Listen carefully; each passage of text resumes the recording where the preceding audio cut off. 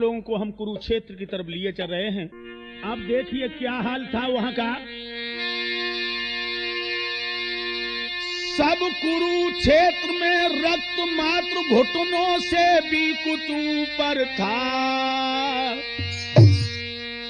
यानी लाशों से भरा हुआ वो खूनी एक समंदर था।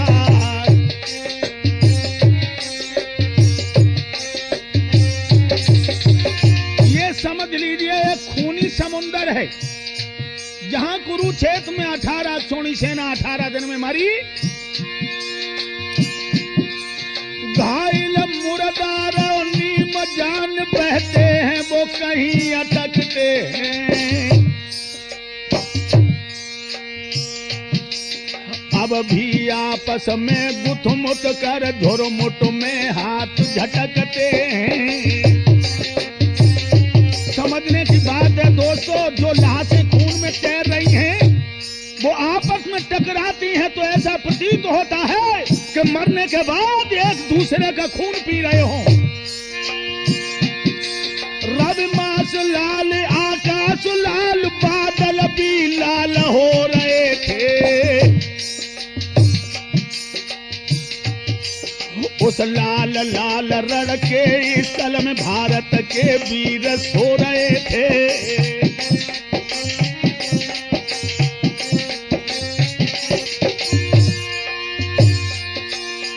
धरती लाल है, अंतरिक्ष लाल है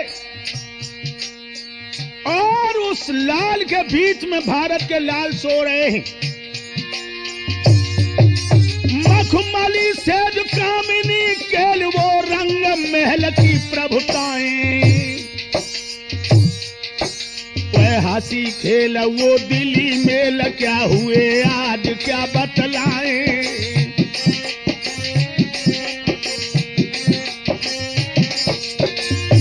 लोगों जो बहादुर अपनी मंगल मुखियों के बीच में बैठ करके उन्हें बार बार चूम के लाड़ करते थे, दुलार करते थे, आज उनकी लाशें, उनकी याद चील और कौए निकाल रहे हैं। वो लाशा याद कहाँ दिन है अब और उदासी है। वह छेल छपर घट के बासी मर घट के बने निवासी हैं।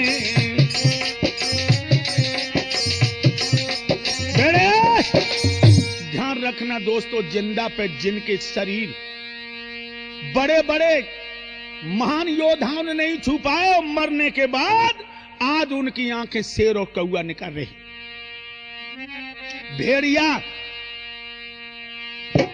और दुर्योधन की हालत बड़ी नाजुक है लोगों, और दुर्योधन खाली खड़ा अंगेला बढ़ा के नजर उठावे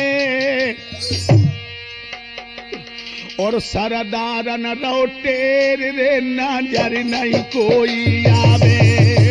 चारों तरफ देख रहा भैया कर्ण कहाँ हो, अरे दुशासन कहाँ हो, विक्रम तुम कहाँ हो, लेकिन दोस्तों कोई योद्धा नजर नहीं आ रहा, सब लाशें हैं। अरे नजर नहीं आवे, नजर नहीं आवे, नजर नहीं आवे, नजर नहीं आवे। कोई योद्धा अब बाको अरे नजर नहीं भैया आवे।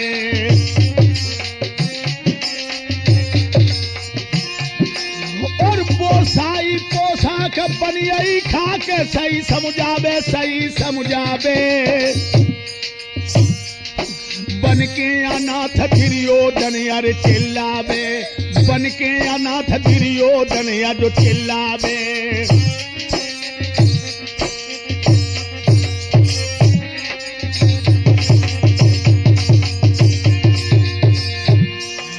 लुखी गुसैया की रे न मिटे हमारा दोस्त सुन लो अरज हमारी गई। और हाल बुरो है रण के धन को कैसे समझा मेरे आधारे।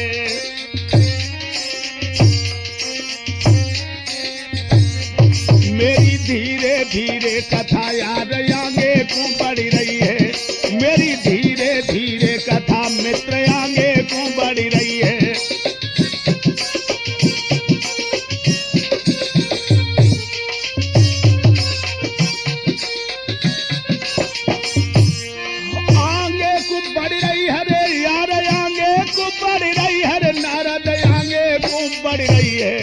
मेरी धीरे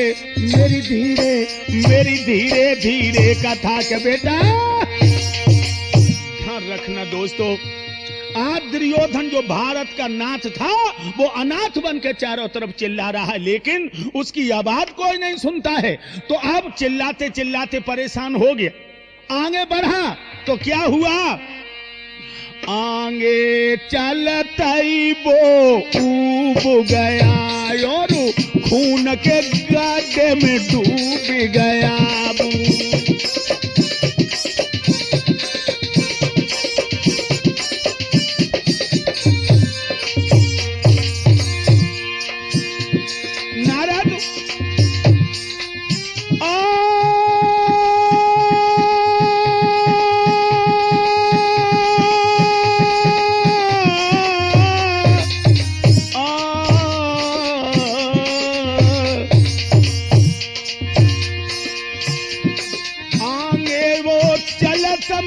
ऊब गया और खून के गड्ढे में डूब गया।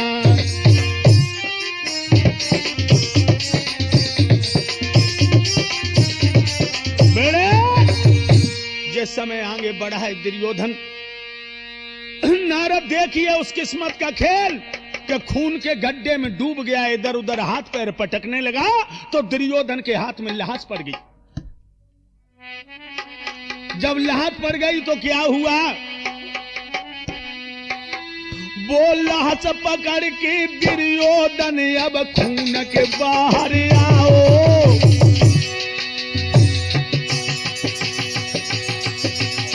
किसकी थी वो लाश, मर के प्रकाश में देखा तू है लक्ष्मण बेटा दर्शाओ। जिस समय मुकुट की मणि के प्रकाश में देखा है दुर्योधन ने, तो कोई लाहत और नहीं थी, दुर्योधन के बेटा लक्ष्मण की थी। महाराज छोड़ी दई कुरुपत ने डिडकार और धन्य धन्य ओ पूत करो जिंदा को बाप को पार।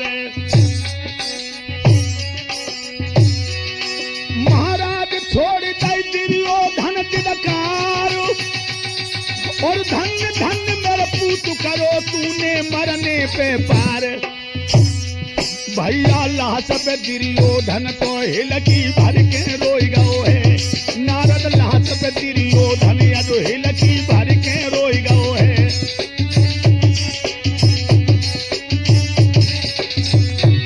आज रोई गयो है, आज दुर्योधन बिलखो है यारो लाश पे धर के मूड के राजा। रखना दोस्तों, आज दुर्योधन ने देखा है कि वह लाश किसी और की नहीं है, वो लाश दुर्योधन के बेटा लक्ष्मण की है। तो आज लाश पे मुंह धर के फपक फपक के रोने लगा और कहने लगा, बेटा लक्ष्मण बस मैं उद्धार हो गया। अरे जो जग से निराधार भागा था वो कुल सपूत ने पार कर दिया। सच्चे सपूत अपने कुल को मर करके भी पार लगा देते हैं, लेकिन कपूत कुल के कलंक दोनों ही आन डुबाने में तैयार रहते हैं बेटा। और भक्तों, इस तरह से दुर्योधन दुखी है।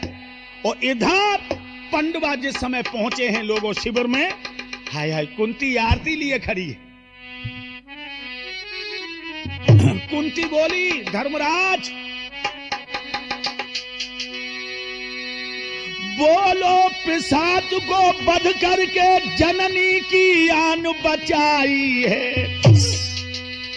कुंती बोली, इस महाविजय के लिए धर्म माता की प्रथम बधाई है।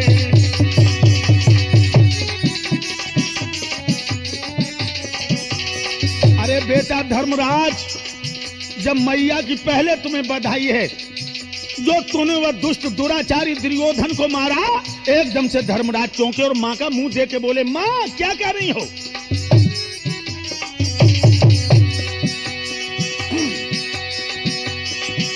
धर्म ने कहा ये विजय आज केवल भीम ने दिखाई है, इसलिए पांडवों में पहले भटवर भीम को बधाई है।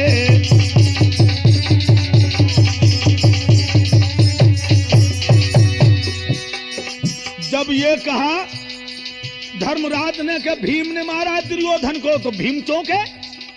क्या कह रहे हो भैया? अरे विजय तो उसकी होनी चाहिए जिसने दुर्योधन को मारा हो। किसने मारा?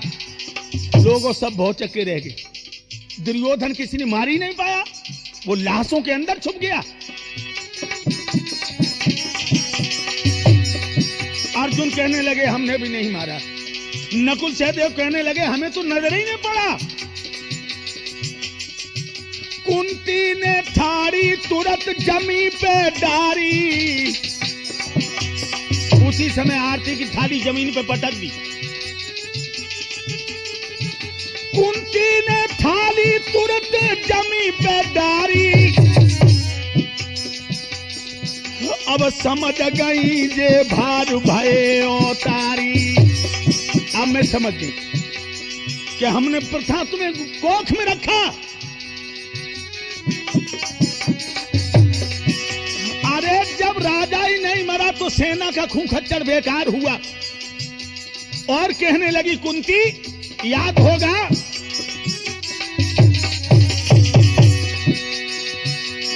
भानु प्रताप के हाथन से राजा भागो। कर दई बंश की नाथी गेह जब त्यागो। जवाब दिया भानु प्रताप ने सब सेना मार डाली, लेकिन राजा बच गया था। रामायण को उठा के देखिए, उसने सारे वंश का विनाश कर दिया। महाराज नाथ अपनो करवायो है, और दुर्योधन बच गयो बधाओ। भाड़ में जाओ है, काय को बधाओ भैया। सुन कुंती के बेन के सबके छक्का छूटे। यारो सुन कुंती के बेन के सबके छक्का छूटे।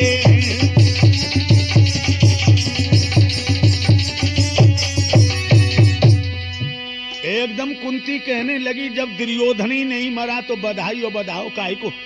पटक दी थाली और कहा कि भानु प्रताप ने राजा ही को छोड़ दिया था, जिसने बाद में जाकर नाश कर दिया। अरे सेना का खून खच्चर बेकार हुआ। भगवान कन्हैया मुस्कुरा के कहने लगी फूफी, अरे मोहन ने गिरा रे उचारी।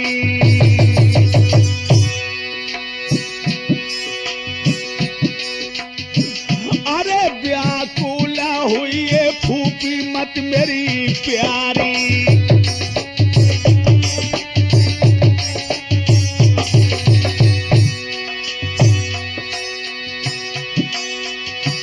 अरे हम जाए राय ढूंढे शिकारी, और फूफी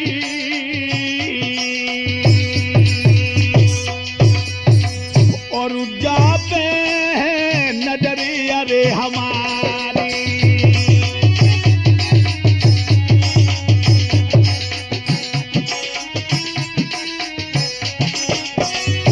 कहने लगे भगवान कन्हैया फूफी चिंता मत करो, ये शिकारी उसी शिकार को ढूंढ के लाएंगे जो अभी तक हम लोगों के निशाने पर नहीं आया। और उसी समय कुरुक्षेत्र मैदान की तरफ पांचों पांडवों कन्हैया बढ़े। हाय हाय कैसा था वो कुरुक्षेत्र का माहौल। जिस जगह विश्व के वीरों पर गीदड़ अधिकार जमाए थे, जिस जगह हिंद के हीरे सब मिट्टी में मोह लटकाए थे,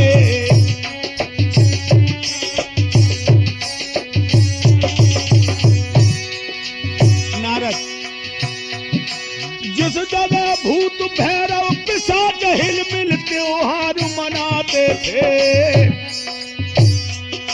भारत माँ के आधार जहां आध्या रही न सिसकाते थे।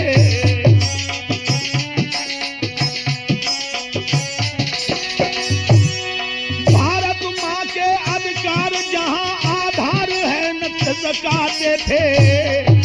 भारत माँ के आधार जहां आधार ही न सिसकाते थे।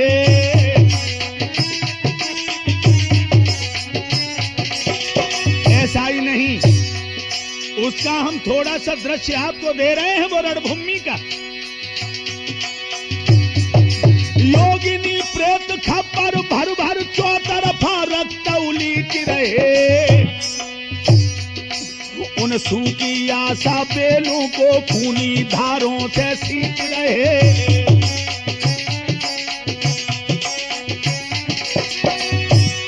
जिस जगह दीन से दीन आज राजों के पद पर आया है, मानो धर्म की लड़ाई ने सुध साम्यवाद फैलाया है। बड़े पांचों पंडवा वहां आ गए हैं लोगों, जहां लाशों पे लाशें लगी हैं, जहां भैरव तांडव मसान जोगिनी काली खप्पर लेकर नाच नाच के रक्त उलीच रही है जवानों का। चारों तरफ देखा लेकिन दुर्योधन नजर नहीं आया। तो एक ग्वाला को पूछा जो वहां गाय चरा रहा था कि तूने किसी को देखा? ग्वाला कहने लगा क्या मतलब, यहां से कोई जाता हुआ देखा तूने? तो ग्वाला कहने लगा अरे सुन मोहन के बेन लगो यो कहन गिराऊ चारी, हम ये ना सके बताए रे के राजा था के भिखारी। ये तो मैं नहीं बता सकता हूं कि वो राजा था या भिखारी था, लेकिन हम उसका नमूना तुम्हें बतला दें। अरे सारे बख्तर फटे जिंद से कटे, ओट जग फटे बढ़ो तो अंगारी, मड़ियों को मुकट अब पाने तो जग दमकटी हरी लेलारी।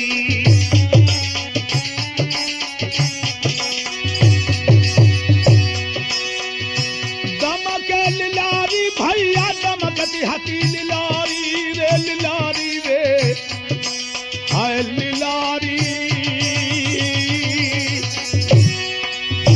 और सरबारी घाई बढ़िया तो खिलारी।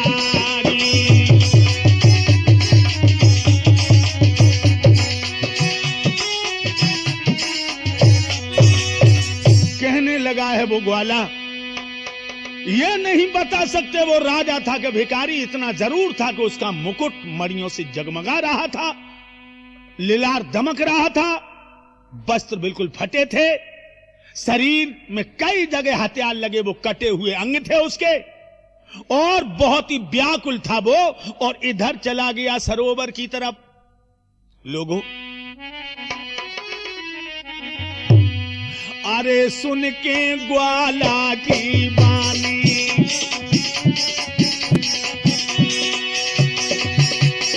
अरे सुन के ग्वाला की बानी, बानी गजब भवानी, और हंसिए मनमोहन ज्ञानी।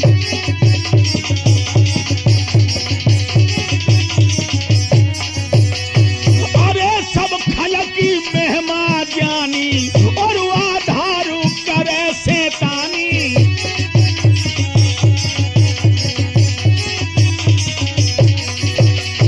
जब ये कहा कि सरोवर की तरफ गया है, भगवान समझ गए कि शैतान अपनी करनी से बाज नहीं आएगा, यह सरोवर में गया। लेकिन दोस्तों सरोवर में अभी नहीं गया दुर्योधन। उधर जाने के बाद वो दुर्योधन वहां से मुड़ करके कहां पहुंचा? महलों में। हाय हाय, ये तो समझ ही चुका कि सब भैया मर गए तो मौत तो मेरी भी निश्चित है, लेकिन अंतिम मिलन है। भानुमति के महल में पहुंचा अपनी पत्नी के, और जो भानुमति ने भक्त देखा अपने पिया को। हाय हाय, आबत देखे पिया मंगन बहिया, दुख भी भारी।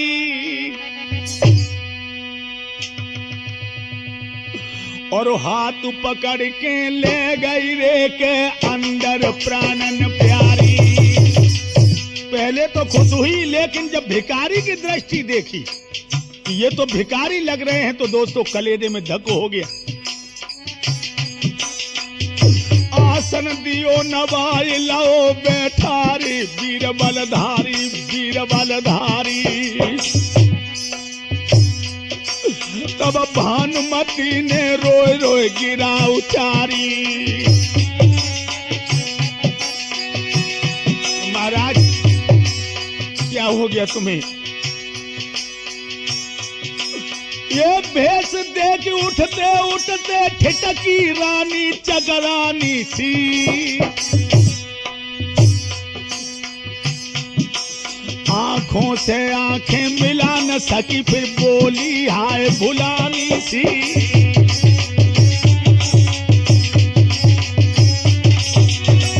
क्या बोली है भानुमति दुर्योधन की पत्नी? हाय हाय सैया क्या हालत है, कंपित हुए रहे लुटाने से। नरपति हो किंतु बिकाने से, आए हो पिया भुलाने से।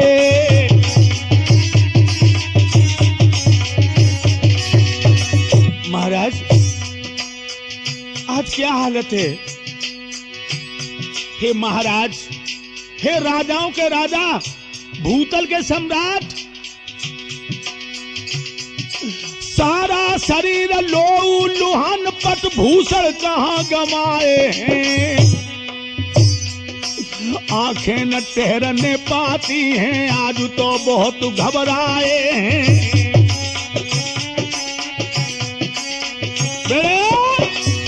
महाराज क्या बात है? अरे पटभूषण भी नहीं है, सारा शरीर लोऊ लुहान है। हे प्रभु आज क्या कारण है? आपकी हालत को देख के मैं परेशान हूं। सोई राजा दुर्योधन ने अपनी प्राण प्यारी भानुमति को छाती से लगा लिया और कहने लगा, प्रिय अब हमें राजा न कहो, न मैं राजा हूं और न तुम अब रानी हो। दो चार घड़ी को जीवन है, भगवान की ऐसी मायारी।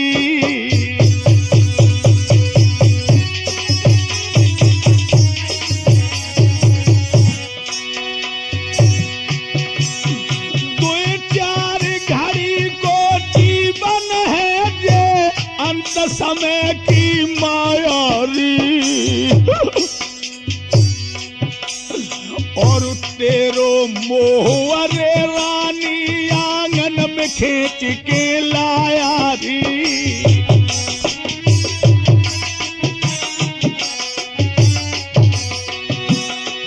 हे प्राण प्यारी तुम्हारा मोह खींच के लाया मुझे।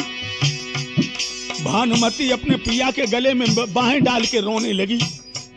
आज दुर्योधन की आंखों में जिंदगी में पहली बार आंसू देखे थे उस भानुमति। कहने लगी महाराज बताओ तो हुआ क्या? कहने लगा हो चुकी है सेना सब संहार, पीरों का हुआ सपाया है।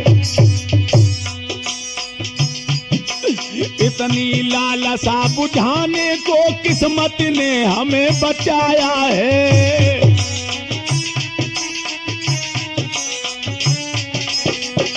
हे प्यारी तेरा प्यार मुझे खींच के लाया। भानुमति भी रोने लगी तो आज दुर्योधन अपनी प्यारी से बोला, मैं भी शांति से बयान करूं। रो मती देवी, वीर की औरत कभी रोती नहीं है। भानुमति कहने लगी नाथ मेरे प्यार में तुम्हारी आंखों में आंसू आ गए। मैं भी शांति से बयान करूं, इतनी सुर से दुआ करो। सीता में आखिरी भेंट करो, अपने राजा को विदा करो। बेड़े कहने लगा हे प्रिय इस समय रो नहीं, आखिरी भेंट और अंतिम विदाई दो हमें। दोस्तों भानुमति कहने लगी, भानुमति कहने लगी पति हुआ न तुमको चेत, अब पछताए कहा करो जब चिड़िया चुंग गई। अब क्या होगा? बार बार तुम्हें समझाया कि 5 ही गांव पंडवाओं को दे दो, तो तुमने कहा कि बिना युद्ध के सुई की नोक पर नहीं देंगे। और जब कन्हैया संत दूत बन के आए तो तुमने कहा बिना युद्ध के नहीं देंगे, और जब हमने समझाया तो तुम हमें मारने को दौड़े को ओरी नालायक। कन्हैया की अदा पे पागल हो रही है, तू उसे भगवान बता रही है। अरे बंसी जरूर अच्छी बजा लेता है, तुमने हमसे ये कहा था। और पिया तुम्हें ना पतो कि कन्हैया की बंसी नहीं, बंसी बन के तुम्हें मछली की तरह फांस लो। इसलिए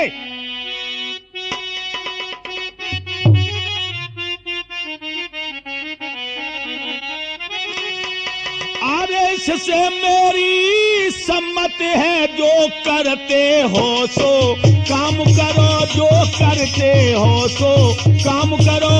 हे नाथ विदाई देती हूँ, जाओ अंतिम संग्राम करो, जाओ अंतिम संग्राम करो।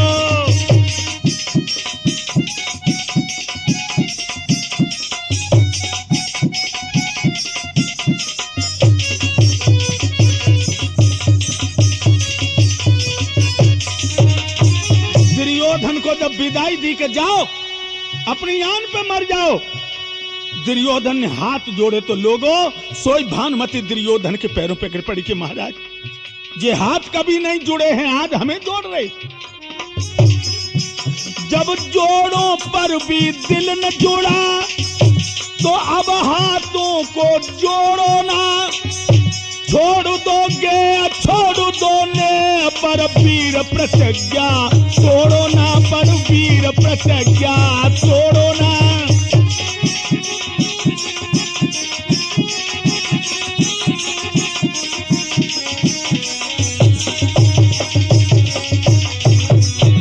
कहने लगी महाराज अब आप जाओ, हमारी तरफ से अंतिम विदाई है, तुम्हें अंतिम संग्राम करो। दोस्तों दुर्योधन को विदा कर दिया भानुमति ने। अब दुर्योधन वहां से चले हैं धृतराष्ट्र और गंधारिन के पास। लोगों वो दृश्य देखने के लायक था। इतनी सीधाई जिंदगी में दुर्योधन के पास नहीं आई जितनी सीधाई उस समय थी उसके पास। और जो बाप के चरणों पे गिरा है तो ऐसा लगता था कि मानो बिस्बेल सुखा करके किसी ने अमृत में डुबाई हो। लोगों आज सच्चा पूत बन के बाप के पैर छूता है। छाती से धृतराष्ट्र ने लगा लिया और कहा कहो बेटा। कहने लगे क्या कहूं पिताजी, विनाश हो गया, अंतिम दर्शन करने के लिए आया हूं। एकदम धृतराष्ट्र कहने लगे बेटा उदास हो रहे हो? अरे तू है सच्चा वीर, अरे मां को क्षीर पियो मेरे लाला। अब एक तौल पे जीवन है और एक पे जीवन वाला।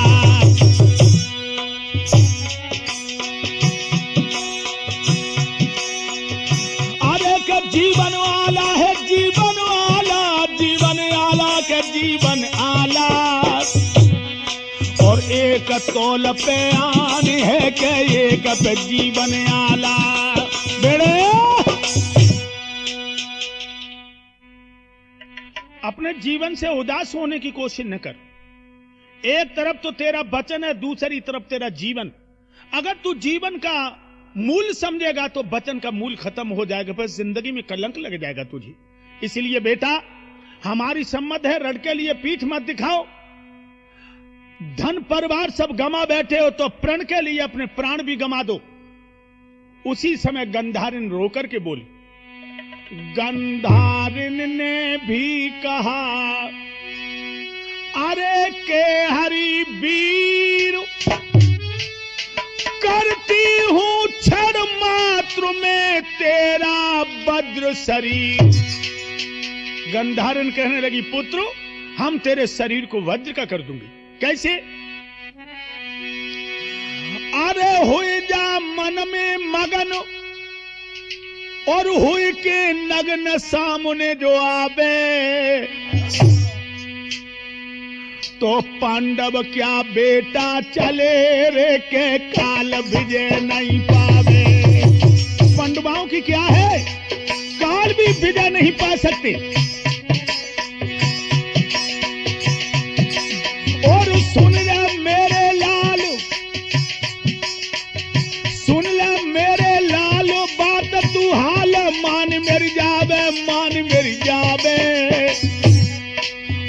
ये वज्र शरीर रे के बजरंगी कहलावे, सिर हुई वज्र शरीर रे के बजरंगी कहलावे।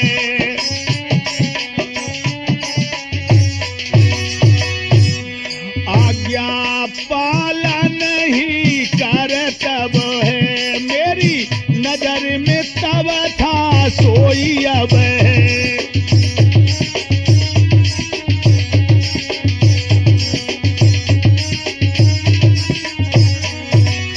कहने लगी गंधारी नंगिन होकर निकल जा, अरे मेरे छोना संकोच छोड़ दे। दुर्योधन की मातु का था पूरा विश्वास, फिर भी लज्जा ने किया ओ आधार उदास। क्या किया? नगिन तो हुआ दुर्योधन, लेकिन जननी लंगोट चढ़ाई लो है और आई गो है। सिर्फ लंगोट, एक बारीक लंगोट अपने गुप्त अंगों को ढांकने के लिए उसने चढ़ा लिया, लेकिन जो नेत्र खोले गंधारिनी,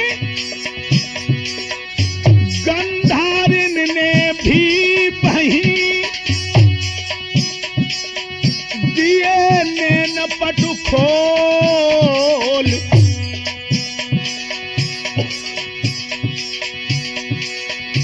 पर हालत को देख के एकदम उठी है बोल, बेटा तूने धोखा कर दो है, तेरी मौत तो हाय मडरानी लाला, तूने धोखा।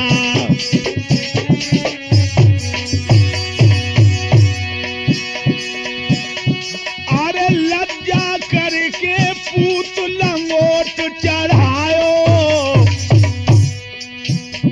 सब अंग बड़ हुई गो वो कच्चोई पायो। कहने लगी बेटा सारा अंग तेरा भद्र का हो गया, लेकिन कमर कच्ची रह गई। महाराज के जा पे रूठ गए घनश्याम सुरजन, और अमृत बाई पियाबू अमृत करे जहर को काम। बेटा तुझको अब मिटा गई तेरी आंखों की चोरी है, हो गया अंग है बद्र सभी पर जंगों में कमजोरी है।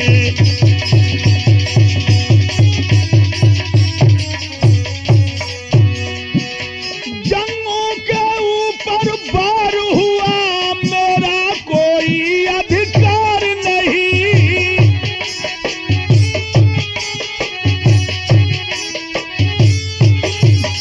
कट से नीचे यदि बार हुआ तो मैं अब जिम्मेदार नहीं।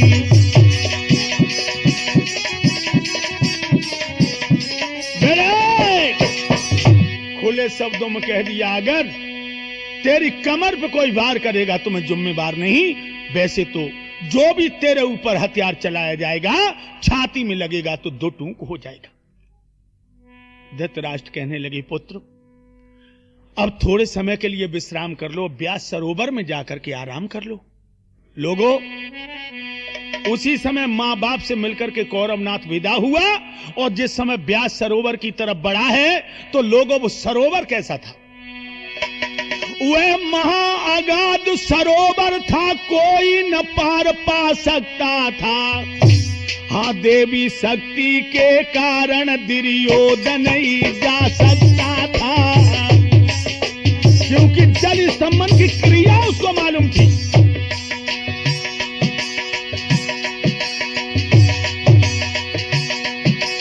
अरे दुर्योधन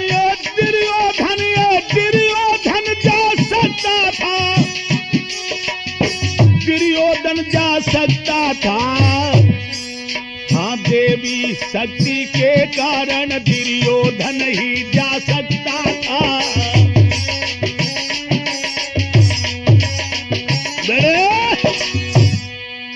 आज दुर्योधन जिस समय सरोवर में घुसा है लोगों, तो उल्टा घुसा, यानी सीधा नहीं घुसा, पीठ सरोवर की तरफ कर ली ताकि उसकी खोज लगाने वाले पैर के निशान देखकर समझे कि निकल गया।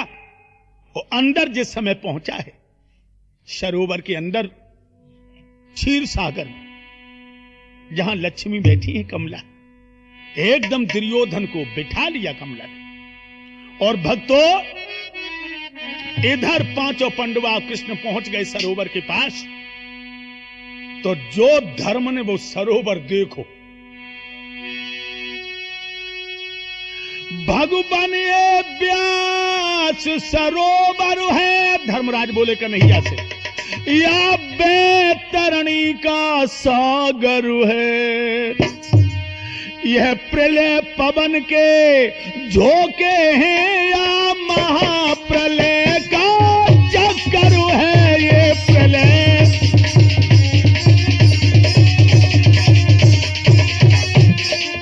महाराज ये कैसा सरोवर है, धर्मराज कहने लगे, इसकी केवल लहरों से ही आंखों में चक्कर आता है।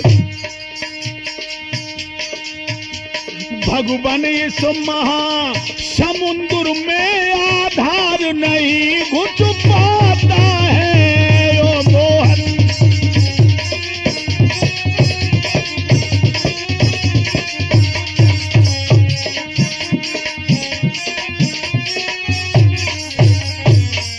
महाराज जामे कैसे घुसा जाएगा, जाके लहरें देख करके चक्कर आ रहा। भगवान मुस्कुरा के कहने लगे, लेकिन याद रखो दुर्योधन गया इसमें, क्योंकि जल स्तंभन की क्रिया उसको मालूम है। एकदम से भीम कहने लगा तो युद्ध क्यों नहीं किया उसने, इसमें क्यों चला गया?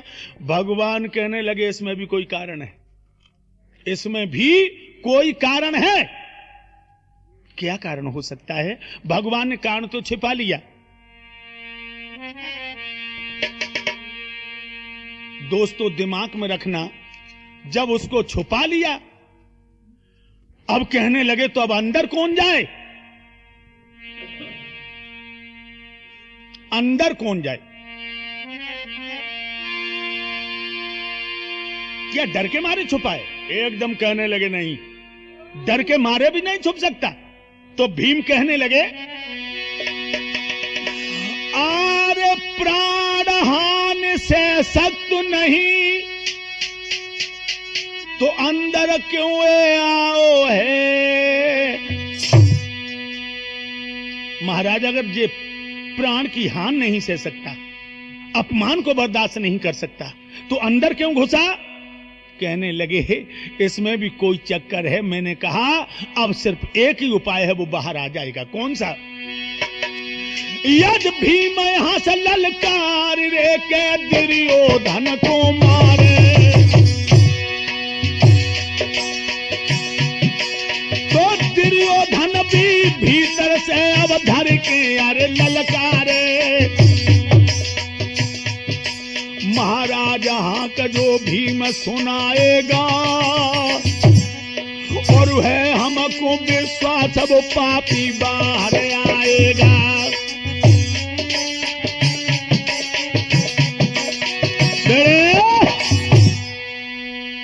दुर्योधन के अंदर एक खास विशेषता है कि वो कभी बात को बर्दाश्त नहीं करता। भीम तुम ललकार मारो। सो भीम बोले, एकदम मैं के समान गरजा बोला, ओ कुल कलंक ओ कायर कपूत, सिंह का कान खुजलाया है। अब वह जोशों पर आया है तो चेतक नया दिखाया है। अब वो जोशों पर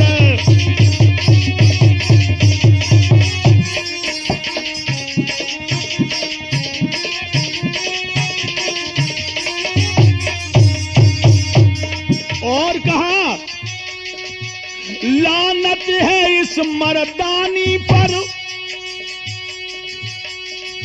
ए थू के काबिल है तेरा बल, जो असली बिंदु पिता का है तो दुर्योधन बाहर चल। असली बिंदु अगर मैया का लाल है तो बाहर चल। दोस्तों, जो इतने वचन सुने हैं, एकदम से दुर्योधन ने गदा उठाई और जो चलने को हुआ सोई लक्ष्मी ने आकर के कलाई पकड़ ली। देखिए लोगों, इधर लक्ष्मी नाथ बुला रहे हैं और इधर लक्ष्मी इमदाद कर रही है। भगवान कृष्ण विष्णु का स्वरूप है, वो तो पांडवों की रक्षा में है और इधर यह दुर्योधन की रक्षा में। ये लड़ाई धर्मराज और दुर्योधन की नहीं है, ये धर्म और अधर्म की है, न्याय और अन्याय की है। अगर भगवान कृष्ण पांडवों का पक्ष न बजाते तो धर्म हार जाता और अधर्म, न्याय हार जाता और अन्याय। एकदम से लक्ष्मी कहने लगी, तुम आज रात को बात मान, सरबर से बाहर जाओ ना, है काम शांति की चालों का, उनकी चालों में आओ ना। ओ राजा,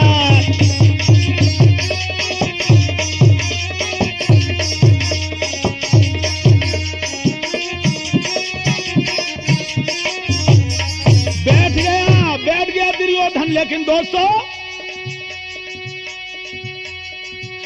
दुर्योधन ये सुन बैठ गया, लक्ष्मी बहुत लाचार पड़ी। लेकिन फिर से उन कानों में भीम की घोर ललकार पड़ी।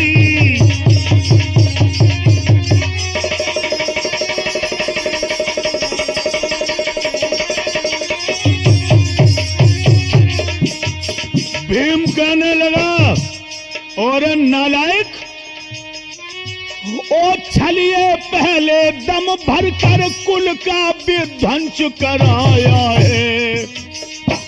अब अपने प्राणों के भय से नारी की ओट छिपाया है। बाहर आ जा। ओ वीरों के बाने वाले छोड़ दे नारियों का अंचल। जो सच्ची माँ का बेटा है तो यो दुर्योधन बाहर चल। जो सच्ची माँ का,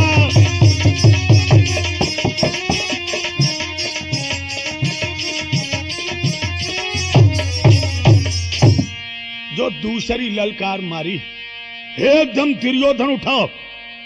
लक्ष्मी ने एकदम पैर पकड़ लिए। दुर्योधन बात सुनो, बात सुनो। क्या तुम्हें लग रही कि भीम बुला रहा है? भीम नहीं बुला रहा है, ये भीम की नई ललकार। बुलाए रहो काल मान लो मेरी, और बाहर जाता अब हुई रे लाश की राजा ढेरी। ये भीम की अहंकार नहीं है, बाहर जाते जाते तुम्हारी लाश की ढेरी हो जाएगी। दुर्योधन मान जाओ।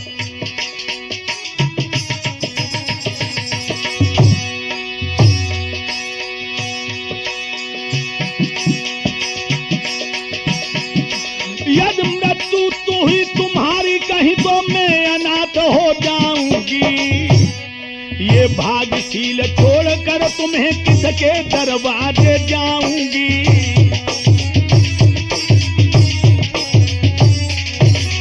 और लक्ष्मी ने एक वचन भी दिया दुर्योधन को कि कुरपत, यदि आज रात संतोष करो तो मैं कौतुक दिखला दूंगी। पांडवा बेचारे तो क्या है, त्रिलोक विजय दिलवा दूंगी।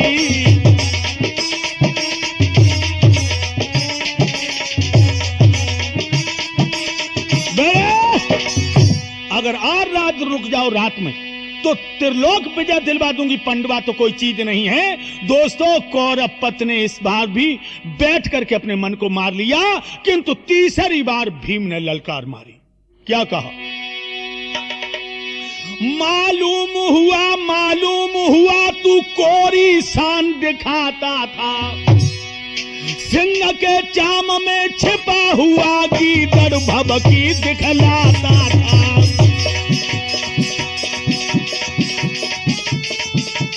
भीम कहने लगा, ओरे हिजड़े की औलाद, धिक्कार तुझे, तेरी मां को लानत है, तेरे कुल को खल। जो अब भी हुर्मत बाकी है तो लो दुर्योधन बाहर चल।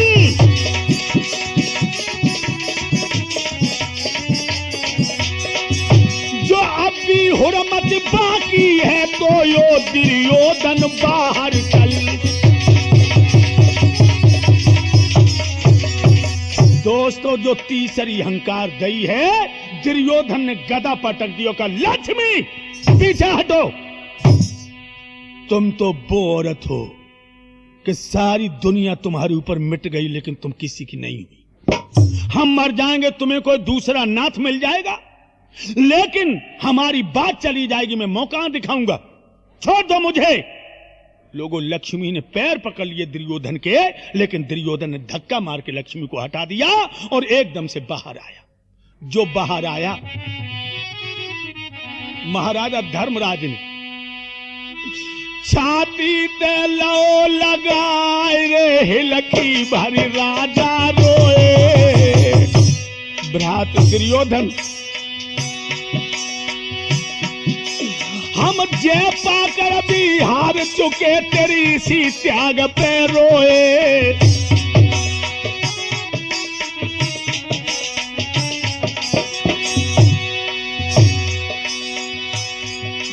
महाराज धर्मराज कहने लगे, भैया दुर्योधन, महाराज तो घर चल करियो अपनो काम, और तुम राजा बन जाइयो, हम बन जाइए हाय गुलाम।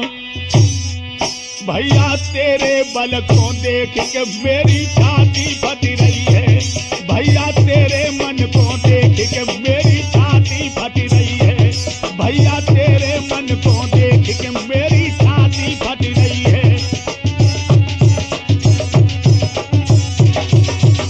जवाब दिया, भैया तेरे इस बलिदान पर, इस त्याग पर मैं मोहित हो चुका हूं। अब तुम राजा बनो और मैं तुम्हारा गुलाम बन के तुम्हारी टहल बजाऊंगा। भक्तों, जो इतनी बात सुनी है, दुर्योधन कहने लगा, रोदन मत करो भैया धर्मराज, तुम्हारे जो वज्र वचन है जो हमसे सही नहीं जाते, मेरा सर तो उतार लो। ये साधु व्रत, ये सज्जनता जिस पर की संसार निछावर हो चुका है, दुर्योधन बोला, और पांडव दल का सारा दल बले धर्म तुम्हारे ऊपर ही निर्भर था। मेरा तो दिल ये कहता है, क्या दिल कहता है, न चरणों पे अपना सर्वस्व चढ़ा डालूं, पहना दूं पैरों में पनही, से तन का चाम खिंचा डालूं।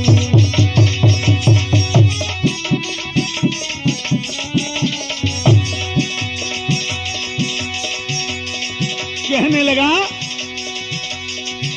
वास्तव में मेरा कर्तव्य था तुमको अधिकार दिलाने का, इस सत्य मूर्त की आज्ञा में अपना सर्वस्व चढ़ाने का।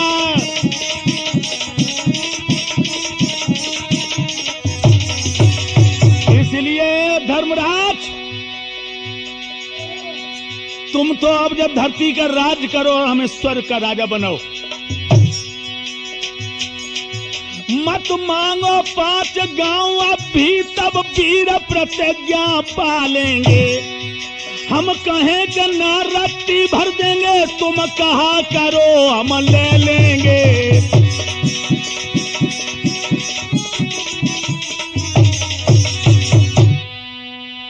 इसी यान में बंधे हुए वीरों की तरह मेरा संहार कर दो और तुम भूतल के राजा बनो, हमें स्वर्ग का राजा कर दो।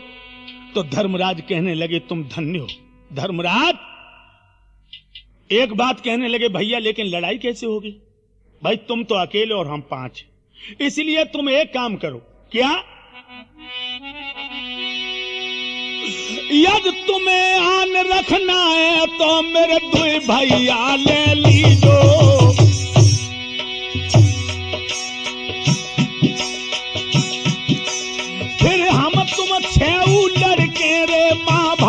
को रख लीजो।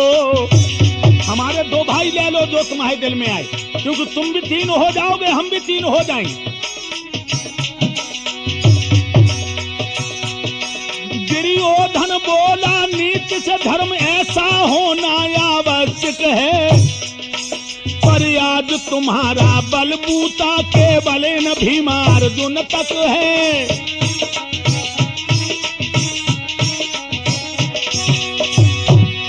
यदि इन्हें साथ में ले बैठूं तो अर्थ व्यर्थ हो जाएगा,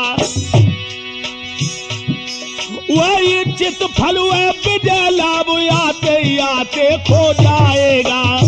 धर्मराज दे देकर आंच खिला गुलबी तो बतलाओ वो खिलना क्या, दुश्मन की मदद से अरे स्वर्ग जो मिल रहा है तो मिलना क्या।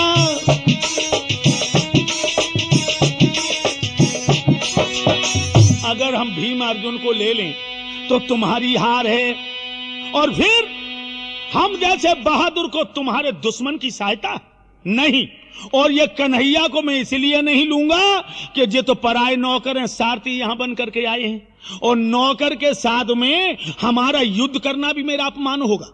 इसलिए अब तो भीम और हमारा जोड़ा है, उन्हीं के याद जाओ। लेकिन बात एक अटक गई। दुर्योधन ने भीम से देख करके कह तो दिया, कहने लगे नहीं नहीं राजा राजा की बरनी है। जो ये शब्द कहा लोगों एकदम चौंक गए, क्योंकि धर्मराज को तो पल भर में मार लेता वो एकदम से कहने लगे। कन्हैया बोले नहीं नहीं नहीं, आज का राजे का मुकुट जो है ना भीम के माथे पर है। जवाब दिया अगर भीम के माथे पर है तो धर्मराज भीम को प्रणाम करे। दोस्तों ये भी बात गड़बड़ हो गई, धर्म का सर झुकते झुकते आग लग जाती। धर्मराज का सर झुकते झुकते भीम जल के राख हो जाता, लेकिन भगवान ने वहां भी चतुरता की। क्या?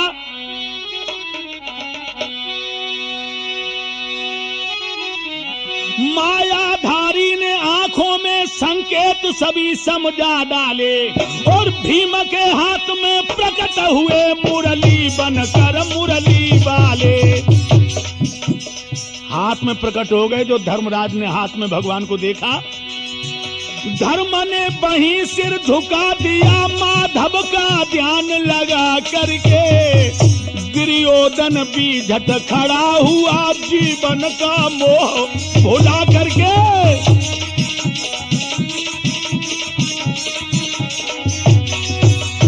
दुर्योधन खड़ा हो गया। दोस्तों अब होने लगा युद्ध।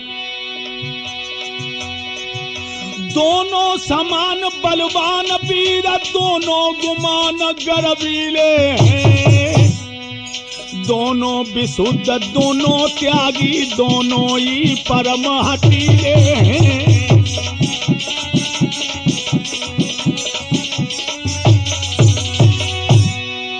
जब होने लगा मल्ल युद्ध, गदा युद्ध, हाथापाई,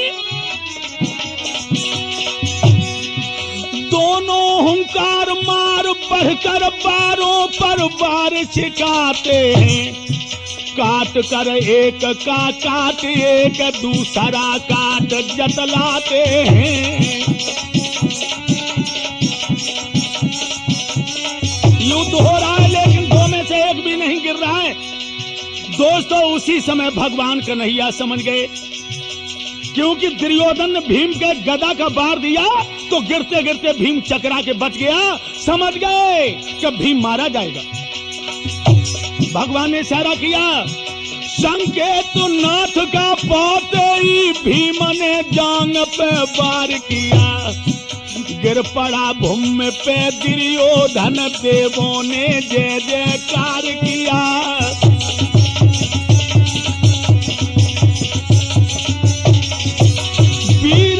भूमि पर गिरते ही लात का प्रहार को डरने, तत्काल वहीं ललकार दिया उन धर्मशील सतसागर ने। लोगों ऐसा हुआ जमीन पर दुर्योधन गिरा तो भीम ने लात मारी। धर्मराज कहने लगे, रे ओ अन्यायी जांग पर बार वीर का घोर अन्याय है। हट दूर वीर पर लात घात बतला को नशा उपाय। धर्मराज कहने लगे बस सावधान यद लात कहीं गुरपति पर पड़ने पाएगी तो इस अनीति के साथ साथ मेरी तेरी चल जाएगी। कहा भीम ने भ्रातु बरु करो नहीं सका खेद क्या तुमको जाहिर नहीं मेरे प्रण का भेद।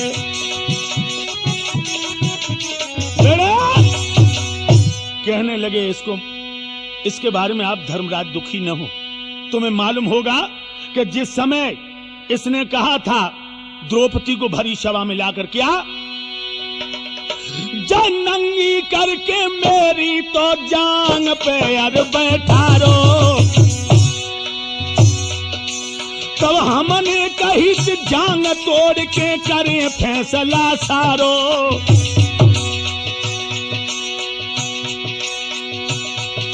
दुर्योधन की तरफ देख के कहा दुर्योधन महाराज बात ना समझ न आई थी ओ धर्म को बैर पारत को शर्म खेलन में गमाई थी। ओरे तेरे कर मन को फल तो यहाँ पर मिल गयो है भैया तेरे कर मन को तो ये फल यहाँ पर मिल गयो है। ओरे तेरे कर मन को फल तो वहाँ पर मिल गयो है। बड़े तेरे कर्मों का फल तुझे दिया गया है। लोगों जब इतने शब्द कहे तोलों भगवान आगे बढ़ गए और कहने लगे सुनिए मोहन अपने जीवन रहते रहते दुश्मन को हमने दम नहीं लेने दिया दम और कदम साबित रहते देश में कदम नहीं देने दिया। अंतिम सांसों के तारों तक इस प्रणधारक का प्रण टल न सका। तुम ही चले गए अपने पद से लेकिन मुझे अपने पद से तुमने हटा नहीं पाया कन्हैया। फिर बचपन से बोलो आज तलक कितनी तो नीति निभाई है मेरे विचार में तो अब तक छल विद्या ही फैलाई है।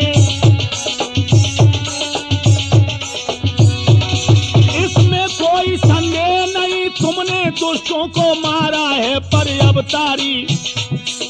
यह अवतारी ताकत है इसमें क्या नाम तुम्हारा है।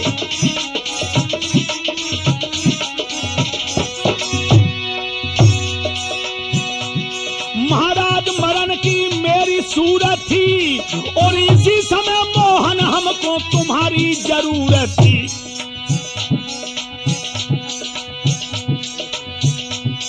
फिर इतने छलबल करने की तुमको भी कौन जरूरत थी। लेकिन विपक्ष ये बात है तुमने अब नाम डुबाया है हमने माना हम लोगों ने यार करनी का फल पाया है।